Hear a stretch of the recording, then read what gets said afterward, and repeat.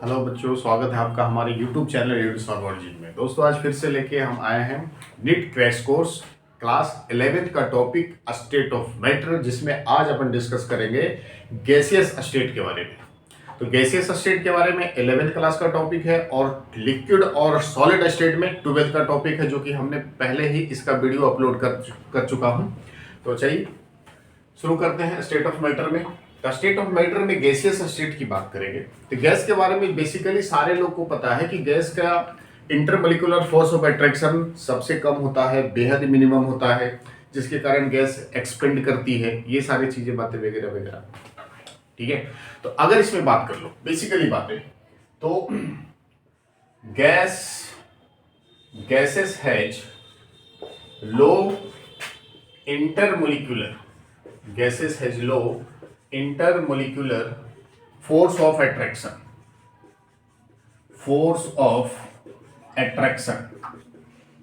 Gas के पास intermolecular force of attraction कम होती है, सबसे कम होती है।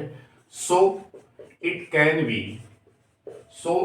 बी एक्सपेंड, जिसकी वजह से ये गैस क्या करेंगे, एक्सपेंड करेंगे। इन्वायरमेंट में गैस एक्सपेंड करेंगे।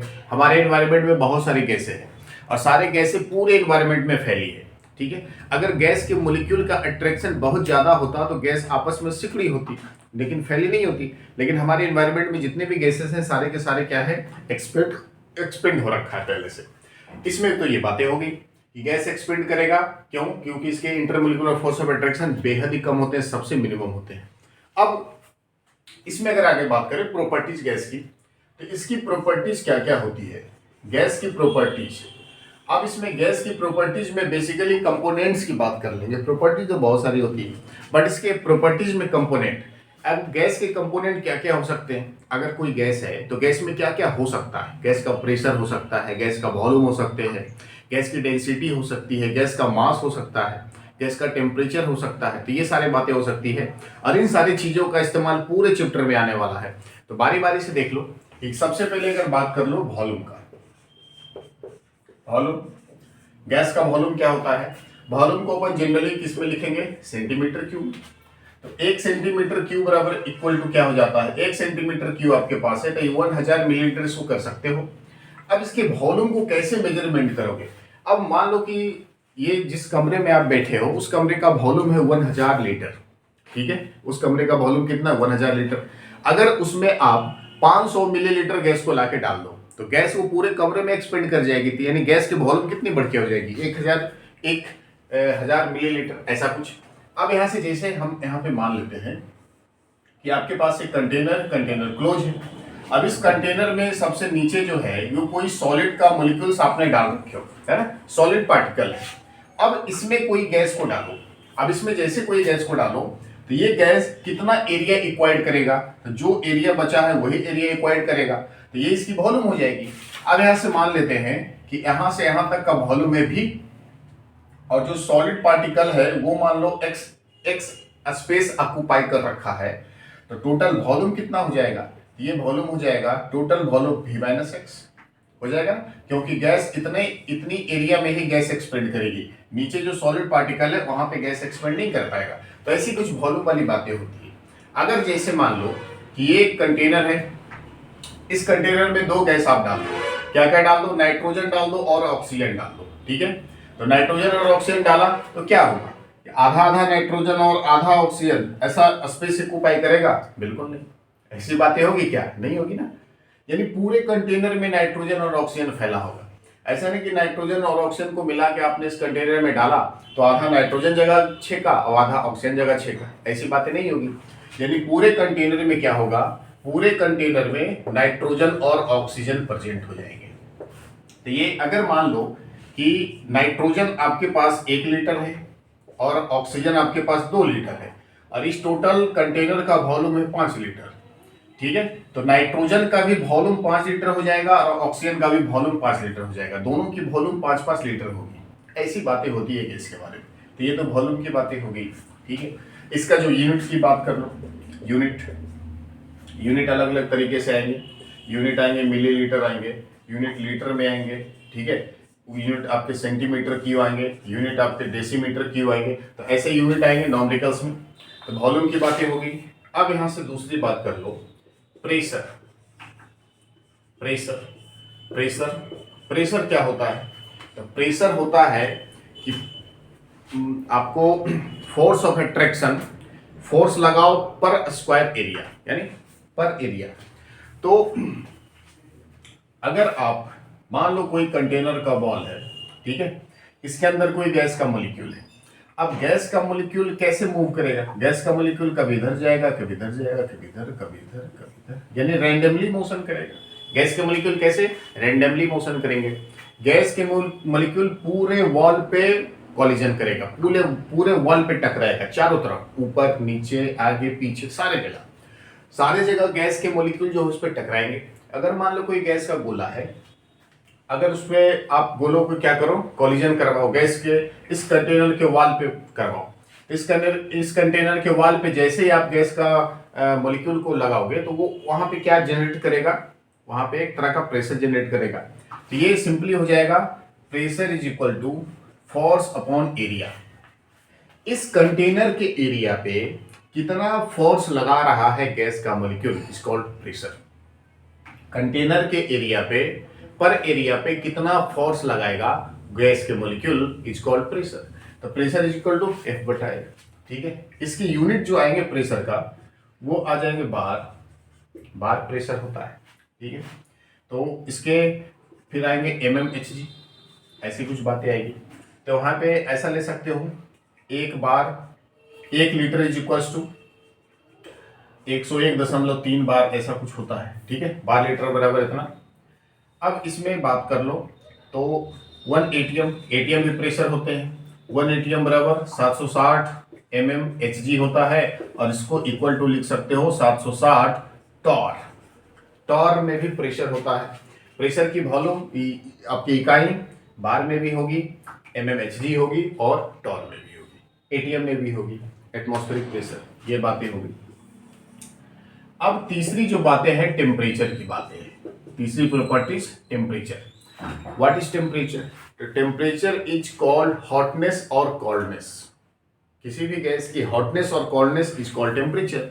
टेम्परेचर मतलब कि कितना वो टेम्परेचर ज्यादा है, कितना कम है। अगर वो चीजें ठंडी भी है तो भी टेम्परेचर, गर्म है तो भी टेम्परेचर, यानी हॉटनेस और कोल्डनेस दोनों को आप क्या बोलोगे? टेम्परेचर बोलोगे। टेम्परेचर अपन इसमें ऑलरेडी किसमें लेते हैं?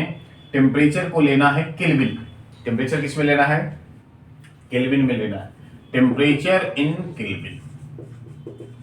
अब केल्विन की बात करो तो 0 डिग्री सेल्सियस बराबर होता है 273 केल्विन, ठीक है। अगर आपके पास टेम्परेचर 0 डिग्री सेल्सियस दे रखा तो कितना केल्विन होंगे?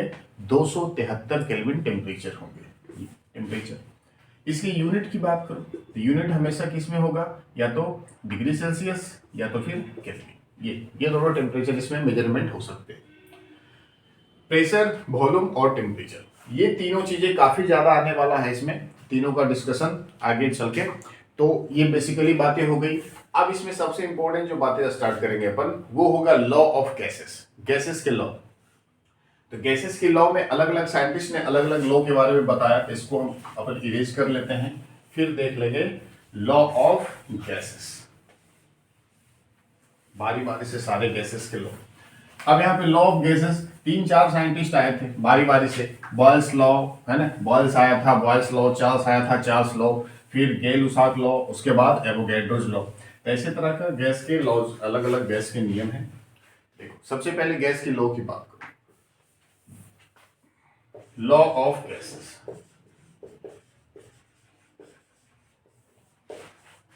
सबसे पहला बॉयल्स लॉ।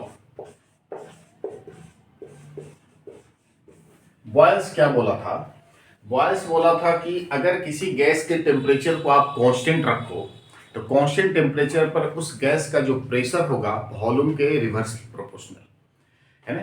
गैस का pressure is inverse proportional to pressure, volume, sorry. देखो एट कांस्टेंट टेम्परेचर, टेम्परेचर क्या होना चाहिए? Constant. At constant temperature, constant temperature पर the pressure of gas, the pressure of gas is inversely proportional, is inversely proportional, is inversely proportional to volume. Constant क्या रखना है, temperature को constant रखना है। कांस्टेंट टेम्परेचर पर क्या होंगे, तो गैस के जो प्रेशर होंगे वो वॉल्यूम के इनवर्सली प्रोपोर्शनल होंगे।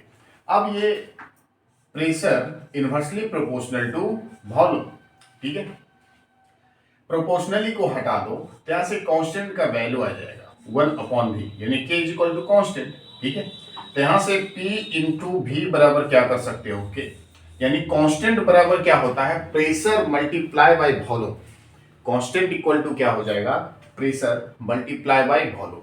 अब इसमें अलग अलग बातें ये हो सकती है, देखो जैसे क्या हो सकती है इसमें।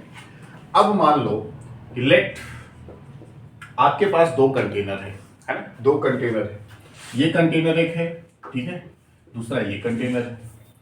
अब इसमें यानी गैस ए और गैस बी, दो गैस आप डाल रखे हो, गैस ए और गैस बी। हम यहां से मान लेते हैं इसका प्रेशर P1 है, वॉल्यूम V1 है, इसका प्रेशर P2 है, वॉल्यूम V2 है, ठीक है। Pressure P1 volume V1, pressure P2 volume V2।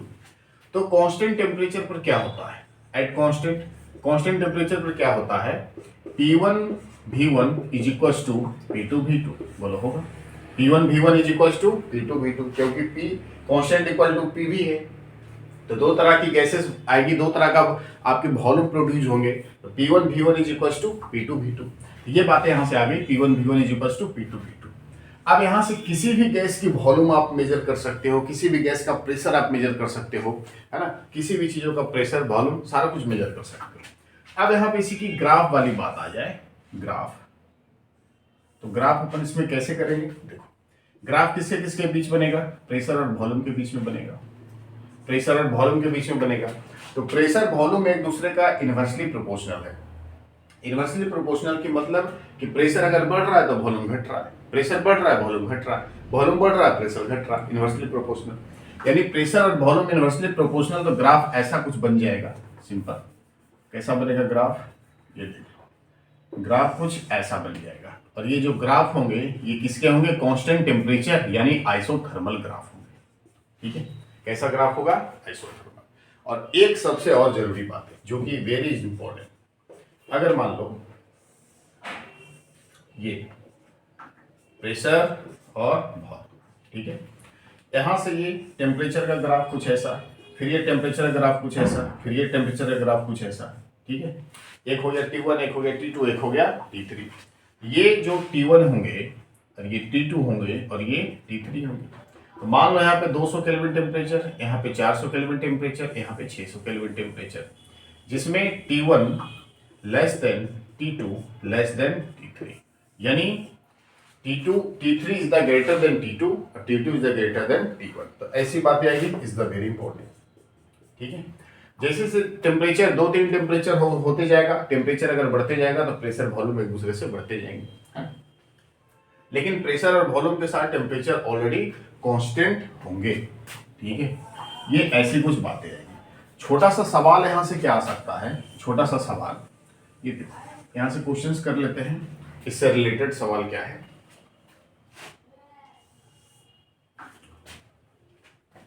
Pressure volume, ठीक है। Eight constant temperature, eight constant temperature, eight constant temperature, constant temperature पर हम यहां पे simply eight constant temperature the pressure of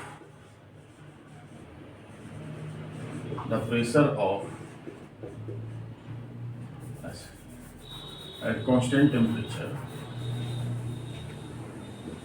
2 litre N2 gas which has 10 atm pressure. If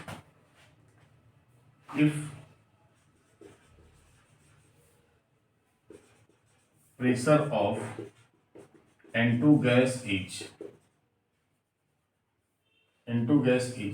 double, यानी half, N2 gas is 1/4, then find the volume of N2 gas, ठीक है। तो आपके पास सबसे पहले है N2 गैस 2 लीटर जिसका प्रेशर है 10 एटीएम, तो P1 हो गया 10 एटीएम और इसके V1 हो गए 2 लीटर। कारण कि यदि आप N2 गैस के प्रेशर को 1/4 कर दो, इसका जो प्रेशर है 1/4 कर दो, यानी 10 गुने 1/4 ये कर दो। 1/4 अगर प्रेशर कर दोगे तो इसके वॉल्यूम क्या हो जाएंगे, सिंपली क्या हो जाएगा फॉर्मूला P1 V1 बराबर P2 V2। यहाँ से आपको क्या निकालना है V2, V2 is equals to क्या हो जाएगा P1 V1 बटे P2। तो V2 is equals to P1 की वैल्यू 10 एटीएम, V1 है 2 लीटर अपॉन P2 कितना 10/4, तो 4 कहाँ आ जाएगा ऊपर, 10 कैंसिल, ये V2 is equals to 8 litre. ठीक है, तो ऐसी कुछ बेसिकली इंप्रूवमेंट इसका एप्लीकेशन कर सकते हो लॉ ऑफ बॉयल्स लॉ का। क्लियर है बातें, ठीक है बॉयल्स लॉ। अब दूसरे लॉ पे आते हैं। दूसरा लॉ कौन सा है, चार्ल्स लॉ। बॉयल्स लॉ हो गया, चार्ल्स लॉ में इसके ग्राफ को ध्यान देना, ग्राफ से डायरेक्ट क्वेश्चंस पूछे जाते हैं नीट एग्जामिनेशंस में, ग्राफ पे आप ध्यान देना इसमें। दूसरा है आपका चार्ल्स लॉ। चार्ल्स लॉ में क्या है, तो 3-4 जो नियम है, सारे नियम में अलग अलग चीजें कांस्टेंट होंगी। कुछ में टेम्परेचर कांस्टेंट, कुछ में प्रेशर कांस्टेंट है ना, कुछ में वॉल्यूम कांस्टेंट। तो आपके बॉयल्स लॉ में तो टेम्परेचर कांस्टेंट हो गए, फिर उसके बाद चार्ल्स लॉ आएंगे तो उसमें क्या कांस्टेंट होंगे, गेल-लुसाक लॉ आएंगे तो उसमें क्या कांस्टेंट होंगे, आप वहां से देख सकते हैं। इसको अरेंज कर दें। चलो अब दूसरा है चार्ल्स लॉ। दूसरा क्या है, Charles law.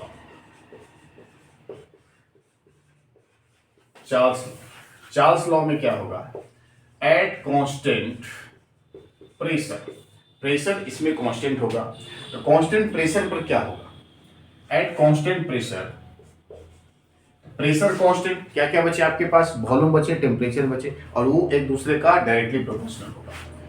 The volume of gas is directly proportional to temperature. Constant pressure पर किसी भी गैस का जो वॉल्यूम होगा, उस गैस के वॉल्यूम उस गैस के टेम्परेचर के डायरेक्टली प्रोपोर्शनल होंगे। इसको चार्ल्स लॉ। अब यहां से volume directly proportional to temperature, ठीक है, volume is equals to K into T, बोलो होगा। यहाँ से कांस्टेंट को हटाएंगे तो प्रोपोर्शनली को हटाएंगे तो कांस्टेंट का वैल्यू आएगा, जहां पे K बराबर क्या हो जाएगा V अपॉन टी। यहाँ से V अपॉन टी बराबर क्या निकला, K constant equal to V upon T. अब यहाँ पे ये जो ग्राफ बनेगा ना, ग्राफ कैसा ग्राफ बन जाएगा इसका ग्राफ बन जाएगा आपका वॉल्यूम और टेम्परेचर के बीच में कैसा बनेगा, दोनों आपके कैसे हैं डायरेक्टली प्रोपोर्शनल, तो ग्राफ कैसा बनेगा, स्ट्रेट लाइन ग्राफ बनेगा। और ये जो होगा ये कैसा ग्राफ होगा, आइसोबारिक होंगे, है ना, क्योंकि इसमें प्रेशर कांस्टेंट है। अब यहां से मान लो कि दो कंटेनर है, एक का वॉल्यूम V1 टेम्परेचर T1, दूसरे का वॉल्यूम V2 टेम्परेचर T2। यहां से कर सकते हो V1 upon T1 is equals to V2 upon T2। ये फॉर्मूला आप डायरेक्टली अप्लाई कर सकते हो। V1 upon T1 is equals to V2 upon T2, जहां पे पहले गैस का वॉल्यूम पहले गैस का टेम्परेचर, दूसरे गैस का वॉल्यूम दूसरे गैस का टेम्परेचर, ऐसी बातें आएगी इसमें। अब इसके ग्राफ में अगर एक से अधिक टेम्परेचर दे रखा हो, है ना, एक से अधिक टेम्परेचर दे रखा हो, एक का T1, एक T2, एक T3, ठीक है ना, ये T1 T2 T3, इसको ग्राफ बना लो 1/V का, प्रेशर और 1/V, प्रेशर 1/V, ठीक है। तो ये सिंपली क्या हो जाएंगे, ये सिंपली हो जाएगा T1 greater than T2 greater than T3, ठीक है, ऐसा ग्राफ हो जाएगा T1 greater than T2 greater than T3। ये तो हो गई बात चार्ल्स लॉ का।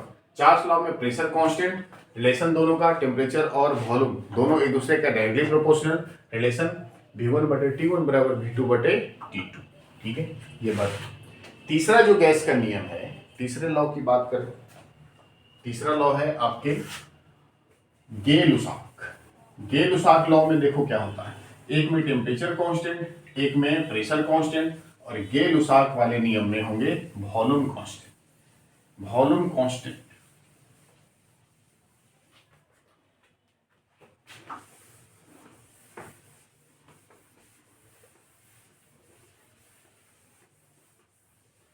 एट कांस्टेंट वॉल्यूम, ठीक है। तो तीसरा जो लॉ है वो है आपका गे-लुसाक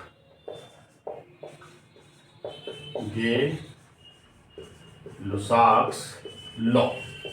गे-लुसाक लॉ में क्या होता है? सिंपल, गे-लुसाक लॉ में होता है एट कांस्टेंट वॉल्यूम। अब वॉल्यूम इसमें कांस्टेंट हुआ तो रिलेशन किसके किसके बीच बना? तो रिलेशन बना प्रेशर और टेम्परेचर के बीच में। तो इन दोनों के बीच में, प्रेशर और टेम्परेचर के बीच में डायरेक्टली प्रोपोर्शनल का रिलेशन बनेगा। तो at constant volume pressure is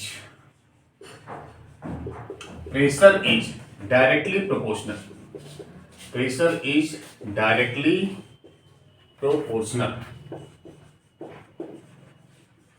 proportional to volume of gas, ठीक है। Pressure is directly proportional to volume of gas, यानी pressure directly proportional to volume. जहां पे प्रोपोर्शनली को हटा दो तो कांस्टेंट का वैल्यू आएगा P बराबर K इंटू V। अब यहां से K बराबर क्या, कांस्टेंट का फॉर्मूला इक्वल टू आ जाएगा K बराबर P अपॉन V। अगर इसके ग्राफ की बात करो तो प्रेशर और वॉल्यूम के बीच में ग्राफ कैसा ग्राफ बनेगा? दोनों के बीच में स्ट्रेट लाइन, और ये जो ग्राफ होंगे किसके ग्राफ होंगे? ये होंगे कांस्टेंट और वॉल्यूम के बीच में। Sorry, pressure is equal to temperature, उल्टा हो गया। प्रेशर टेम्परेचर के directly proportional to temperature of gas, temperature, और यहाँ पे क्या हो जाएगा? टेम्परेचर। ये दोनों ग्राफ कैसा बनेगा? Straight line. और ये जो ग्राफ होगा ये किसका होगा? आइसोकोरिक का, क्योंकि वॉल्यूम कांस्टेंट है। ग्राफ किसका हो जाएगा? आइसोकोरिक। अब यहां से मान लो कि दो कंटेनर है, पहले कंटेनर का प्रेशर P1 टेम्परेचर T1, दूसरे का pressure P2 temperature T2। Simply क्या हो जाएगा? सिंपली ये हो जाएंगे P1 बटे T1 बराबर P2 बटे T2, P1 बटे T1 बराबर P2 बटे T2, है ना। पहले गैस का प्रेशर, पहले गैस का टेम्परेचर, दूसरे गैस का प्रेशर, दूसरे गैस का टेम्परेचर। तो P1 अपॉन T1 बराबर P2 अपॉन T2। अब ये जो ग्राफ होगा ऐसा, ये प्रेशर 1/B, ठीक है। ये तो कैसे होंगे? T1 T2 T3। तो सिंपली इसमें T1 greater than T2 greater than T3, 1/B का ग्राफ हो जाएगा ऐसा। तो तीसरा हो गया Gay Lussac. Boyle's law pressure temperature constant, Charles law pressure constant, Gay Lussac law volume constant. तीनों में कांस्टेंट की बातें अलग अलग होगी। चौथा जो है आपका एवोगैड्रो लॉ है, तो उस लॉ को भी अपन देखेंगे। और फिर चारों लॉ का एक कॉम्बिनेशन आएगा और उस कॉम्बिनेशन को बोलेंगे आइडियल गैस इक्वेशन। तो तीन लॉ तो आप देख चुके हो, चार लॉ जो आएगा, चौथा लॉ, इन चौथे लॉ का और तीसरे लॉ का, यानी टोटल चार लॉ के कॉम्बिनेशन से एक आइडियल गैस इक्वेशन बन के निकलेंगे। और उसी इक्वेशन पे सवाल निट में बहुत किया है। तो क्या क्या सवाल किए थे उस पर सारा डिस्कशन अपन कर लेंगे, ठीक है। चौथा आपका एवोगैड्रोस लॉ। एवोगैड्रोस लॉ में दो बातें, एवोगैड्रो लॉ में क्या बातें आएगी? दो बातें आएगी। एवोगैड्रोस लॉ में आपके टेम्परेचर और प्रेशर दोनों कांस्टेंट होंगे, टेम्परेचर और प्रेशर दोनों कांस्टेंट होंगे। जनरली गैस की तीन प्रॉपर्टीज होती है ना, pressure, temperature, volume. Temperature constant Boyle's law, pressure constant Charles law, volume constant Gay Lussac law. Avogadro's law में क्या क्या होगा? टेम्परेचर प्रेशर दोनों कांस्टेंट होगा। जब ये दोनों कांस्टेंट होगा तो वॉल्यूम का रिलेशन किसके साथ आएगा? ये जरूरी बात है भाई। अब ये दोनों कांस्टेंट हो गया तो जो वॉल्यूम बचे हैं गैस के वॉल्यूम, उसका रिलेशन किसके साथ आएगा? तो गैस की जो अमाउंट होगी ना, गैस की अमाउंट, कुछ तो अमाउंट होगी गैस की। अगर आप गैस के लॉ पढ़ रहे हो तो कुछ तो अमाउंट होगी गैस की, तो वो गैस की अमाउंट को अपन लेंगे नंबर ऑफ मोल्स में। तो वो यहाँ पे क्या बन के आएगा? Number of moles is directly proportional to gas volume of gas, it's called Avogadro's law. अब यहाँ से अब एवोगैड्रोस का नाम जैसे ही आता है तो मन में एक ख्याल आता है कि नंबर ऑफ मोल आता है। तो जहाँ पे नंबर ऑफ मोल्स अगर निकालना चाहे तो एक फॉर्मूला बन के आया था, number of moles is equals to given mass upon molar mass. तो जैसे ही आपके एवोगैड्रोस का नाम आता है सामने तो मन में एक ख्याल आता है कि एवोगैड्रोस लॉ है तो वहां पे कोई भी गैस है या कोई भी आपकी कंपाउंड है तो उसकी जो अमाउंट होगी मोल में होगी। ठीक है, अब यहां से देखो एवोगैड्रोस लॉ में क्या होता है, at temperature and pressure both are constant, at temperature and pressure both are constant. तो टेम्परेचर प्रेशर दोनों का दोनों कांस्टेंट होगा तो रिलेशन किसके बीच आएगा, तो रिलेशन आएगा volume of gas is directly proportional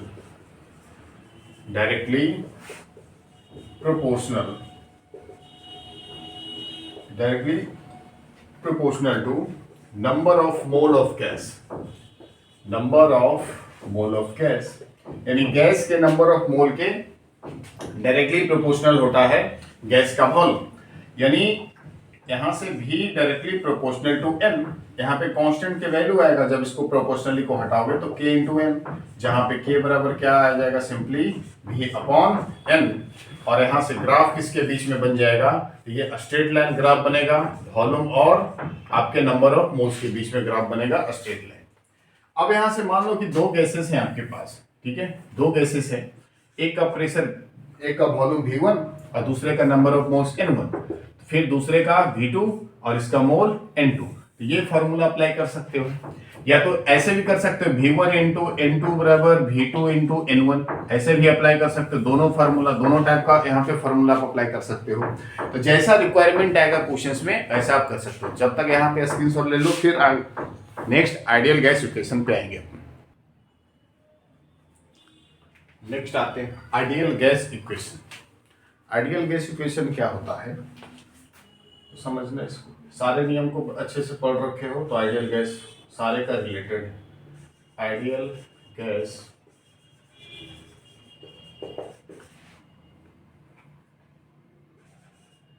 equation, ideal gas equation का फॉर्मूला होता है, समीकरण जो होता है PV इक्वल टू NRT। ये जो इक्वेशन होता है क्या होता है, PV इक्वल टू NRT।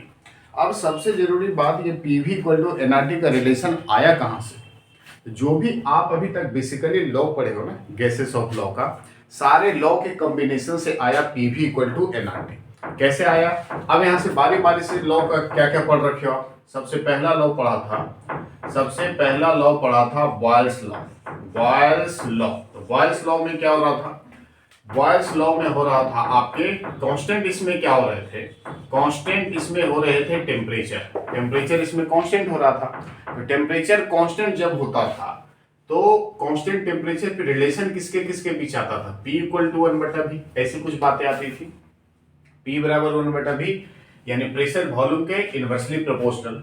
दूसरा जो आपने नियम पढ़ा था वो नियम क्या था, दूसरा था आपका चार्ल्स का नियम, चार्ल्स लॉ में कांस्टेंट क्या आता था, चार्ल्स लॉ में कांस्टेंट आता था प्रेशर। जहां पे रिलेशन क्या होता था इसका, जब कांस्टेंट प्रेशर जब कांस्टेंट होगा तो रिलेशन किसके किसके बीच में, रिलेशन बीच में वॉल्यूम और टेम्परेचर, जहां पे volume is equal to temperature, यानी V बराबर T, एक दूसरे का समानुपाती यानी डायरेक्टली प्रोपोर्शनल। तीसरा जो आपने नियम पढ़ा था लॉ, वो था गे लुसाक लॉ। इसमें कांस्टेंट वाली क्या बातें होती थी, इसमें कांस्टेंट होता था वॉल्यूम। जब वॉल्यूम कांस्टेंट होता था तो रिलेशन किसके किसके बीच में, pressure is equal to T, यानी प्रेशर टेम्परेचर के डायरेक्टली प्रोपोर्शनल। चौथा जो आपने नियम पढ़ा था वो चौथा लॉ क्या था आपका, एवोगैड्रोज लॉ।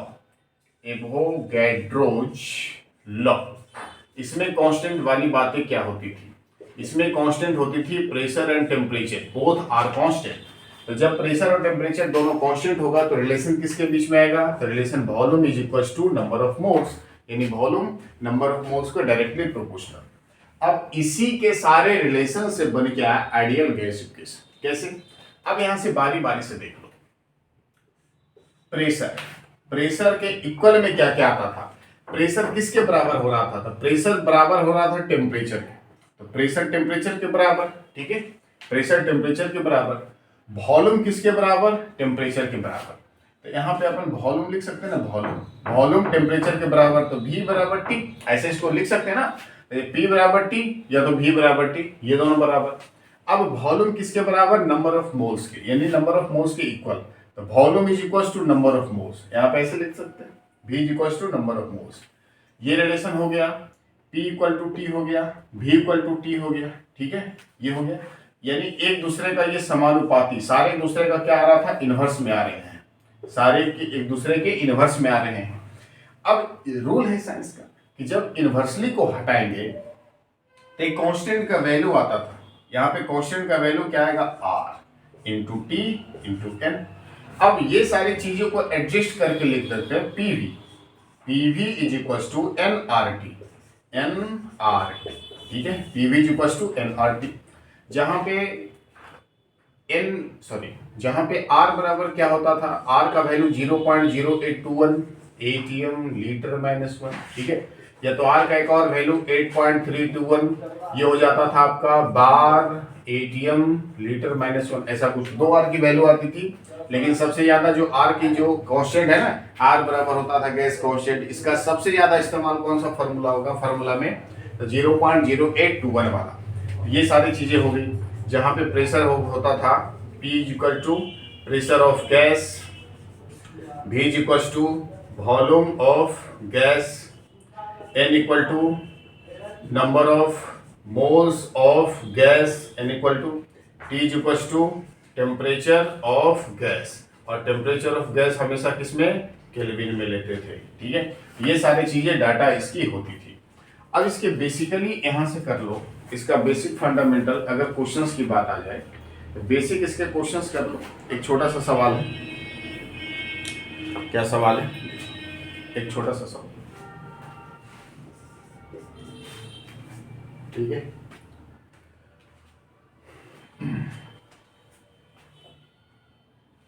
देखो ये सवाल है,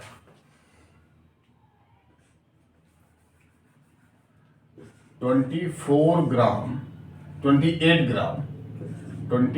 ग्राम N2 gas and 16 gram O2 gas each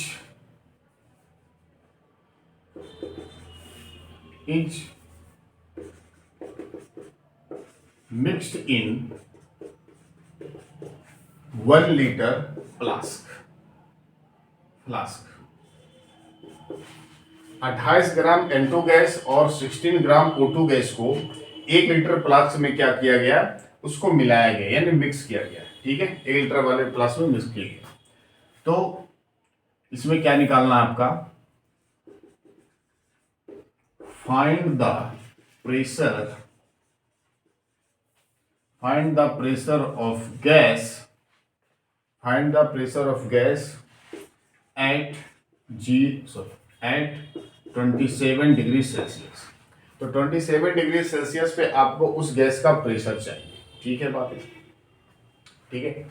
तो आपको क्या चाहिए? प्रेशर चाहिए, कितने टेम्परेचर पे? 27 डिग्री सेल्सियस टेम्परेचर। क्वेश्चन एकदम सिंपल है। 28 ग्राम N2 गैस को 16 ग्राम O2 गैस के साथ मिला दो एक कंटेनर में। ये रहा आपका कंटेनर, ठीक है, ये कंटेनर है। इस कंटेनर में क्या करो? N2 और O2 को मिला दो। एक तरफ से अपन N2 मिला रहे हैं और दूसरी तरफ से O2 मिला रहे हैं, ठीक है। और N2 है 28 ग्राम और O2 है 16 ग्राम। अब ये जो कंटेनर है ना, कंटेनर फ्लास्क, इसका जो वॉल्यूम है वो 1 लीटर है। तो 1 लीटर वॉल्यूम है, तो अगर N2 गैस को डालो तो N2 गैस का वॉल्यूम भी 1 लीटर, O2 गैस को डालो तो O2 गैस का भी वॉल्यूम 1 लीटर, ठीक है। तो इसमें सबसे पहले बात कर लेंगे कि प्रेशर चाहिए, तो pressure is equal to what, ठीक है, pressure is equal to what, और 1 लीटर का फ्लास्क है, तो यहां से वॉल्यूम इज इक्वल टू आ गया 1 लीटर। R की वैल्यू इसमें दे रखेगी, यदि if R is equal to 0.0821 है ना, R बराबर 0.0821, R की वैल्यू दे रखी 0.0821। अब टेम्परेचर है 27 डिग्री सेल्सियस, इसको केल्विन में लाने के लिए ऐड 273, तो यह आ जाएगा 300 केल्विन, टेम्परेचर आ गया। अब यहां से N की वैल्यू हमको चाहिए, नंबर ऑफ मोल्स हमको निकालना होगा। तो दोनों गैस को जब मिलाए हो तो इसके टोटल, इसका जो कंटेनर में टोटल नंबर ऑफ मोल्स क्या होगा? N2 गैस के मोल प्लस O2 गैस के मोल। तो यहां से बारी बारी से निकाल लो number of mole of gas. ये 28 ग्राम इनटू गैस का नंबर ऑफ मोल क्या हो जाएगा, number of mole of N2 given mass upon molar mass. Molar mass कितने होंगे, एक नाइट्रोजन का 14, 2 का 28 इक्वल्स टू 1। ठीक है, अब निकालना है मोलर मास ऑफ N2, तो गिवन मास अपॉन मोलर मास 16, 16 2 या 2 यानी 32, ये 32 आ गया 0.5 यानी 1/2।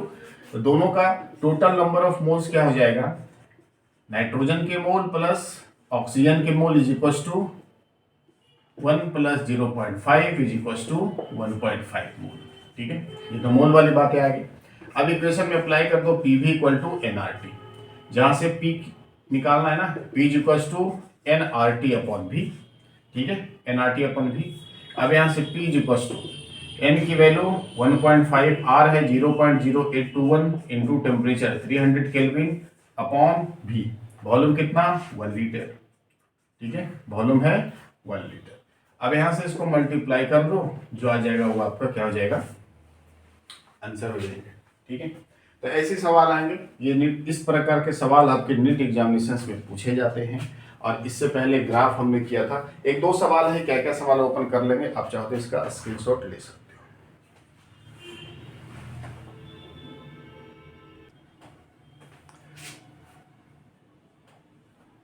ये सवाल आपसे नीट में जो पूछे गए, ये क्वेश्चन है at 27 degree Celsius temperature, at 27 degree Celsius temperature 20 gram argon gas is present in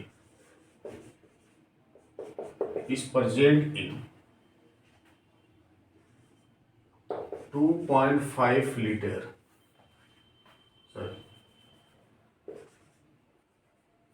present in 2 liter closed container, ठीक है। 20 gram argon gas is present in 2 litre close container. ठीक है, तो आपको क्या निकालना है,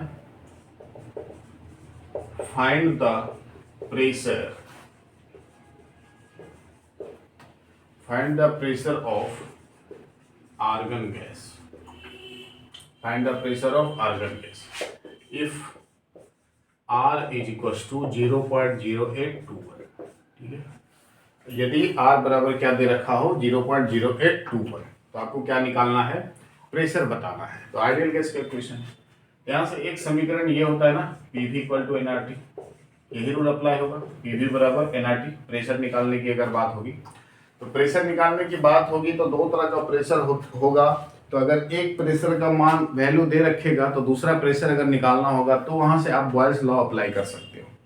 या तो टेम्परेचर दो तरह का प्रेशर दे रखेगा, टेम्परेचर एक दे रखेगा, या तो एक प्रेशर दे रखेगा, 2 टेम्परेचर दे रखेगा, तो वहां पे आप लगा सकते हो गेरुसाक का। लेकिन इसमें क्या है बात कि वॉल्यूम भी है, नंबर ऑफ मोल्स भी निकाल सकते हैं इसके, टेम्परेचर भी है, तो प्रेशर निकालना है। यहाँ से वॉल्यूम देख लो, 27 degree Celsius, temperature is equal to 27 degree Celsius. इसको केल्विन में लाओगे, केल्विन में लाने के लिए add is 273 is equal to 300 kelvin. Volume कितने दे रखे, 2 लीटर, 2 लीटर इसका वॉल्यूम दे रखा।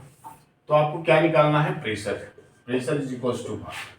तो PV इक्वल टू इक्वेशन होता है NRT, जहां पे प्रेशर अगर निकालना है तो सिंपली हो जाएगा NRT अपॉन V। यहाँ से प्रेशर निकालने के लिए टेम्परेचर हमको मालूम है, वॉल्यूम भी मालूम है, N नहीं मालूम, N आपको निकालना होगा। R की वैल्यू तो फिक्स होगी कांस्टेंट, तो N निकालना है, यानी number of mole of argon. तो आर्गन के नंबर ऑफ मोल क्या होते हैं, mole is equal to given mass upon molar mass. Given mass कितना दे रखा, 20 gram upon molar mass argon का कितना होता है, 40। ये हो जाएगा 1/2, यानी mole of argon is equal to 0.5 mole. ये तो मोल निकल गई 0.5। यहां से आप चाहो तो अप्लाई कर सकते हो। ठीक है, ये देखो P is equal to N बराबर 0.5 इंटू R की वैल्यू 0.0821 गुने टेम्परेचर है 300 अपॉन वॉल्यूम कितने, 2 लीटर। ठीक है, वॉल्यूम हो गए 2 लीटर। अब यहां से 2 लीटर वॉल्यूम है,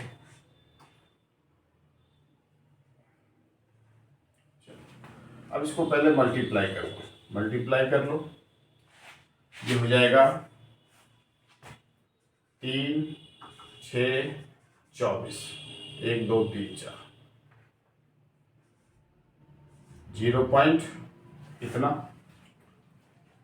गुने 0.5 into 100/2। Pressure is equal to 5 3 15, 1 3 2 12, 1 2 3 4 5, 1 2 3 4 5। अब ये 2 है, 2 1 2 3 4 5, 12.31500/2। अब इसको डिवाइड कर दो, तो डिवाइड करने पे आएगा 6.15 ना, 6.15 ऐसा कुछ एटीएम प्रेशर। ये कुछ आंसर इसके आ जाएंगे प्रेशर। एक सवाल और रीट में क्या क्या था, ये एक सवाल और थोड़ा सा related. 2 gram H2 gas and 12 gram C2 gas are mixed in 1 liter flask. 1 liter flask. Find the pressure of gas at 27 degree Celsius. ये सवाल 27 डिग्री सेल्सियस पे आपको क्या निकालना है, प्रेशर। तो सेम आइडियल गैस का क्वेश्चन है, इसके पहले जैसा है। तो इसी प्रकार का सवाल आपके नीट एग्जामिनेशंस में आते हैं, ध्यान देना। तो उसी तरह बनेगा, पहले इसको क्या करोगे, मोल निकाल दोगे, फिर इसके मोल निकाल दोगे, दोनों के मोल को आप ऐड कर दोगे, दोनों मोल के मोल आप ऐड करके, वॉल्यूम दे रखा 1 लीटर, टेम्परेचर दे रखा, आर की वैल्यू तो फिक्स होती है। तो इसको अगर मोल निकालना चाहो तो number of mole of H2 gas given mass upon molar mass is equal to 1 mole. उसके बाद number of moles of C2 given mass upon molar mass is equal to 0.5, है ना। कार्बन का C2 का मोलर मास कितना हो जाएगा, 24। अब यहाँ से pressure is equal to find out करना है, प्रेशर आपको निकालना है। फिर आपकी क्या दे रखे, टेम्परेचर दे रखा 27 डिग्री सेल्सियस, एडिशन बाई 273, ये क्या हो जाएगा 300 केल्विन टेम्परेचर दे रखा।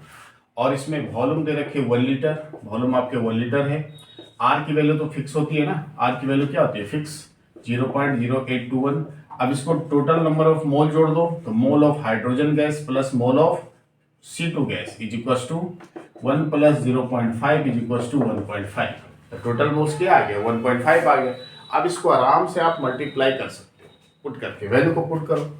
इक्वेशन क्या लगेगा, PV = nRT लगेगा। बताओ, तो यहाँ से क्या निकालना है आपको, प्रेशर निकालना है। प्रेशर इक्वल टू क्या हो जाएगा, nRT/V। तो pressure is equal to n की वैल्यू 1.5, R की वैल्यू 0.0821, टेम्परेचर 300 अपॉन वॉल्यूम कितना 1 लीटर। अब इसको कर लो, कितना कर लोगे, तो मल्टीप्लाई कर लो। तो P = 1.5 इंटू ये आ जाएगा आपके प्रेशर इज इक्वल टू 3, उसके बाद 6, उसके बाद 24, 1 2 3 4, 0 पॉइंट इतना, उसके बाद 1 2 1 2 3 4 24, 1.5 इंटू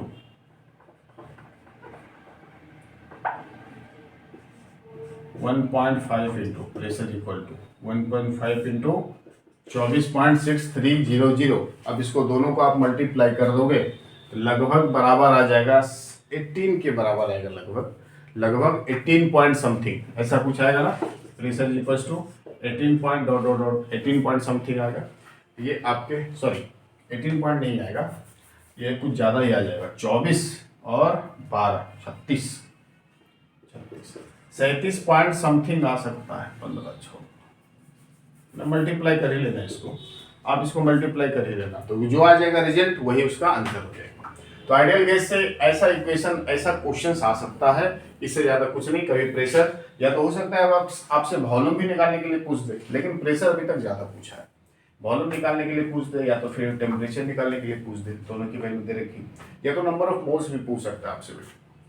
तो ऐसे सवाल आते हैं, चाहो तो आप इसका स्क्रीनशॉट ले लो, और आई होप कि ये प्रैक्टिस आप किए होगी या तो आप करना होगा।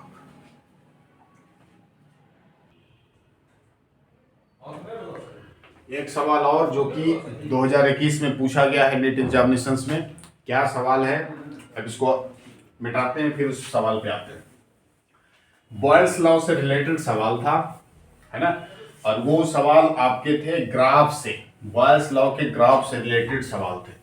तो ग्राफ आप बेहतर समझ में आया हुआ, ग्राफ देख ही चुके होंगे, है ना, कैसा ग्राफ होता है। तो हाइपरबोला टाइप का होता है, और दोनों के बीच में प्रेशर और वॉल्यूम के बीच में कैसा होता है, तो प्रेशर और वॉल्यूम के बीच में क्या होता है, दोनों एक दूसरे का इनवर्सली प्रोपोर्शनल। बॉयल्स लॉ का सवाल क्या था, क्वेश्चन था, choose the correct option of following, choose the correct option of following according to Boyle's law, according to Boyle's law, है ना, Boyle's law के अनुसार, Boyle's law के according choose the correct option of following according to Boyle's law related to graph between pressure and volume. तो pressure और volume के बीच के जो रिलेटेड ग्राफ होंगे, प्रेशर और वॉल्यूम के बीच में जो दोनों के बीच रिलेटेड ग्राफ होंगे, उसके लिए आपको करेक्ट ऑप्शन चूज करना है।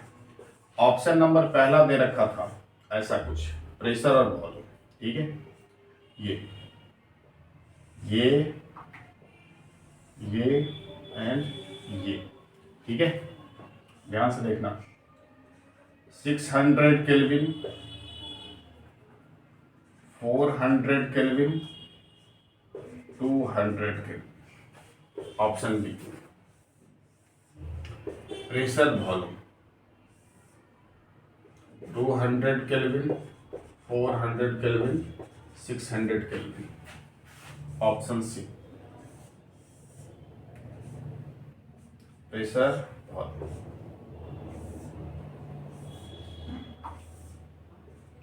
200 kelvin, 400 kelvin, 600 kelvin, option D.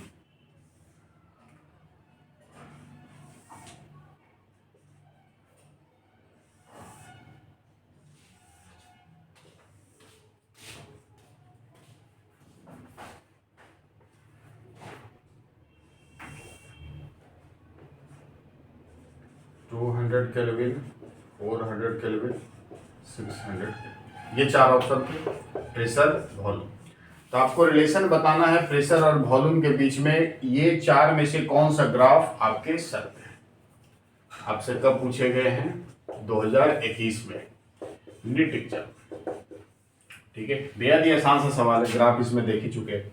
अब ये मालूम है कि प्रेशर और वॉल्यूम के बीच में ग्राफ कैसा बनता है, तो हाइपरबोला ग्राफ बनता है। प्रेशर और वॉल्यूम के बीच में कैसा ग्राफ बनेगा, तो हाइपरबोला ग्राफ बनेगा।